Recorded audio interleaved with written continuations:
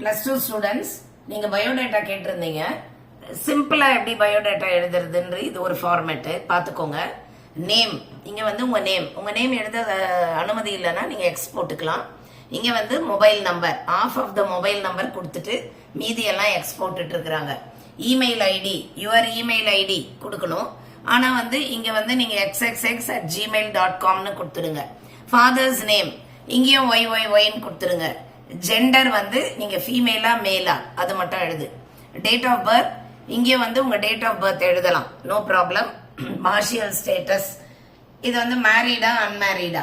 Religion Hindu, முஸ்லிம், other இது தேவையில்லை, இதை வந்து தவிர்த்துக்கலாம். ரிலிஜன் வேண்டியதில்லை. லாங்குவேஜஸ் நோன் கண்டிப்பா இது இருக்கணும். என்னென்ன லாங்குவேஜ் உனக்கு தெரியும், ஹிந்தி, இங்கிலீஷ், மலையாளம், ஏதோ என்ன தெரியுதோ எக்ஸட்ரா போட்டுக்கோ.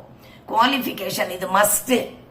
நீ வந்து மேனேஜர் போஸ்ட்டுக்கெல்லாம் போறதா இருந்தா பிகாம், MBA இந்த மாதிரியான குவாலிஃபிகேஷன் எழுதிக்கோ.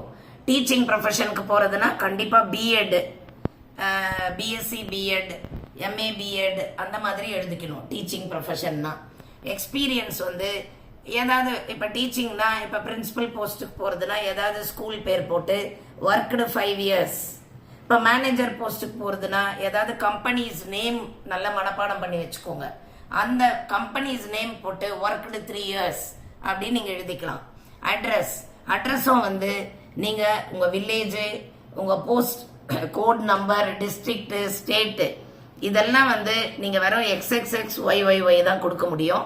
ஏன்னா இந்த எக்ஸாம் பப்ளிக் எக்ஸாம். ஸோ இங்க பிளேஸ் அதுவும் YYY. டேட்டு எந்த எக்ஸாம் டேட் நீங்க என்னைக்கு இங்கிலீஷ் எக்ஸாம் எழுதுறீங்களோ அந்த டேட் போட்டுக்கோ. சிக்னேச்சர் இங்கேயும் X போட்டுக்கோங்க. இவ்வளவுதான் பயோடேட்டா சில்ட்ரன். ஜாய் டீச்சிங்கை நீங்க ஃபர்ஸ்ட் டைம் பாக்குறீங்கன்னா இந்த சேனலை சப்ஸ்கிரைப் பண்ணுங்க. தேங்க்யூ.